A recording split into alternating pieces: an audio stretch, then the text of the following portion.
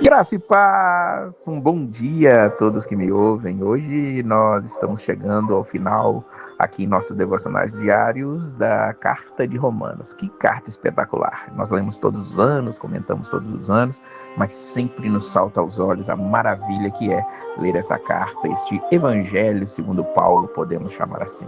Se você está acompanhando nossas proposições de leitura do Antigo Testamento, 2 Crônicas, capítulo 29 ao capítulo 31. Aqui em Romanos 16, Paulo dá ali as suas saudações finais. Ele vai mandar ali recomendações aos irmãos que estão ali em Roma e também vai mandar recomendações de quem está com ele para os irmãos de lá.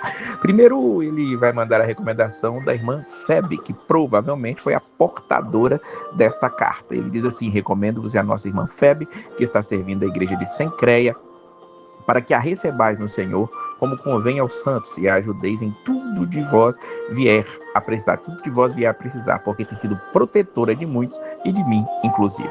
Ele está falando aqui de fé, que ela tem protegido ele, protegido muitos, está ali servindo ao Senhor, e ela, como eu disse, provavelmente vai ser a portadora da carta, e ela é para ser recebida no Senhor por aqueles irmãos.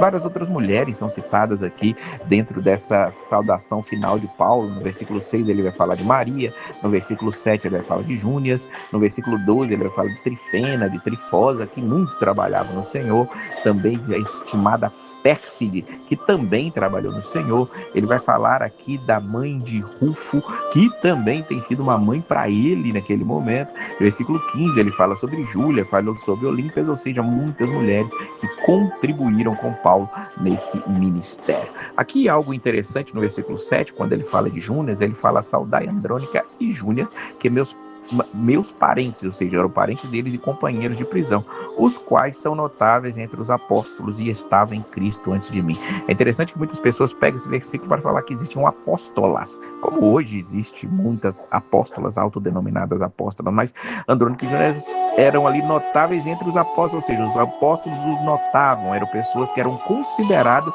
pelos apóstolos que ainda estavam vivos ali naquela época, no provérbio de João, Mateus e vários outros que ainda viviam naquele tempo de Paulo. Eles eram notáveis entre eles, é o que Paulo está dizendo aqui. Paulo ainda, por fim, vai trazer aqui algumas considerações falando sobre aqueles que trazem divisões na igreja. Versículo 17: rogo-vos, irmãos, que noteis bem aqueles que provocam divisões e escândalos em desacordo com a doutrina que aprendestes. Afastai-vos destes, porque estes tais não servem a Cristo nosso Senhor, e sim a seu próprio ventre, e com suaves palavras e lisonjas engana o coração dos incautos. Veja que a preocupação dos apóstolos sempre é com aqueles que trazem falsas doutrinas. Nós vamos ter sempre aqueles que vão ter dificuldades no seu andar, no seu falar, no seu viver. Vamos ter sempre aqueles que têm dificuldade de relacionamento. A esses nós temos que suportar, temos que cuidar, temos que ajudar. Paulo já falou sobre a questão da comida, sobre a questão de termos suportar os mais fracos. Maravilha sobre isso, mas se traz uma doutrina diferente, tem que se afastar deles. Aqueles que pregam outro evangelho, aqueles que pregam outro tipo de mensagem que não seja Cristo e esse crucificado, não devem ser aceitos, devem ser evangelizados, devem ser ali tratados como pessoas que precisam conhecer a Cristo. Aqui Paulo também vai mandar saudações. Ele manda saudações de Timóteo, que é cooperador dele. Timóteo está em todas. Vai falar de Lúcio, de Jasão, de Sosípatro, que eram parentes dele também. Ele também manda saudações de Gaio, no versículo 23, que era onde ele estava, na casa de quem ele estava, e de toda a igreja onde Paulo estava. Saúde também Erasto, que era tesoureiro da cidade, o irmão quarto. Veja que pessoas de alta patente também nas cidades tinham se convertido. O versículo 22 também traz outra informação interessante nesse final.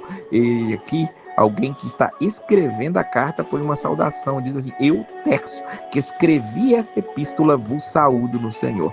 Veja que Tércio é o que está escrevendo, é o que era chamado de amanuense, a pessoa que escrevia. Paulo estava ditando e Tércio estava ali escrevendo. Para terminar essa carta, Paulo faz o que é chamado de uma doxologia, algo especial, incrível que ele fala aqui, exaltando a Jesus Cristo, exaltando ao Senhor. Leia comigo, olha aí na sua Bíblia como está na sua versão, dos versículos 25 ao 27. Ora, aquele que é poderoso para vos confirmar, segundo o meu evangelho e a pregação de Jesus Cristo, conforme a revelação do mistério guardado em silêncio nos tempos eternos, e que agora se tornou manifesto e foi dado a conhecer por meio das escrituras proféticas, segundo o mandamento do Deus eterno, para obediência por fé entre todas as nações. Ao Deus único e sábio seja dada a glória por meio de Jesus Cristo, pelos séculos dos séculos. Amém. Olha que doxologia maravilhosa, olha que maneira de exaltar a majestade de Cristo de maneira especial.